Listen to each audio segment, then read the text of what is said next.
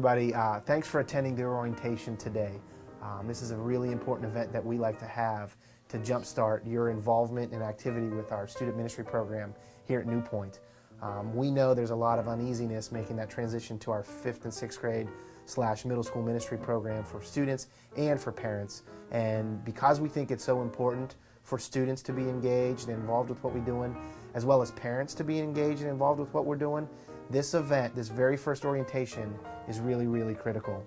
You know, I wish I could be there with you all today, but in addition to being our Director of Student Ministries, I also am involved with our campus effort, and today is a significant day for them just as well.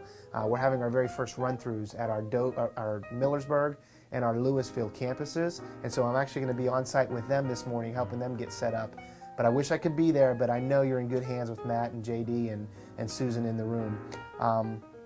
The main thing I want to communicate with you on your very first interaction with student ministries is our goals. As a student ministry, we could do a lot of things with your students. We could entertain them, we could educate them, we could have lots and lots of fun and keep their schedules busy, and those would all be okay. But more importantly, and beyond those kind of things, our goal is to help your students begin to prioritize their relationship with God. I mean, we feel like from 5th through 12th grade, when your student goes through our program and experiences everything that we do and interacts with us, if they can graduate having prioritized their relationship with God and actually having a living personal faith in God, then we've done our job. And along the way, we believe that it's not just our responsibility to do that. I mean, we actually believe that as parents, we want to continue what we're teaching in kid stuff. We want to partner with you to help your students prioritize their relationship with God. Now, that's our goal. That's our big effort. That's every time we meet and we creatively brainstorm through stuff and we have our time with volunteers and we strategize and we train. Everything is all about leading your students to prioritize their relationship with God. To get that done, we accomplish that through a lot of different ways. And you're going to hear about that stuff from JD in terms of our programming and what we do that's fun and what Sunday mornings look like, to hearing from Matt about small groups and how those are really the meat of our ministry. But what I want to cover with you is just one of the overarching themes that we try to cover with our middle school students. That's our 5th through 8th graders. And we call that our 7 checkpoints. We want you to know that throughout the Bible, there's a lot of great stuff that we could be teaching. But we only get, at best, 52 weeks in front of your students. And that's assuming perfect Sunday morning attendance. So, because we have some limited time, we've decided to prioritize our focuses in terms of what we can cover within a given year. And what we've decided, there are 7 checkpoints, and you got a handout, it looks just like this. 7 checkpoints that we think if a student can focus on these, they'll begin to prioritize their relationship with God. Now, if you take a look at them: spiritual disciplines, authentic faith, moral boundaries, wise choices, healthy friendships, others first, ultimate authority. Those mean something special to a 5th grader, something special to a 6th grader, something a little bit different to a 7th grader, something a little bit different to an 8th grader. So our goal every single year is to hit on those 7 topics in a given year on Sunday mornings, so that your student, by the time they finish 8th grade in middle school ministries, they can get a full grasp knowledge of what moral boundaries really should look like. That they can really start to understand with some depth how to have healthy friendships, how to make wise choices, how to start to prioritize others in their life so they're not just like the rest of the world where they think of just themselves first.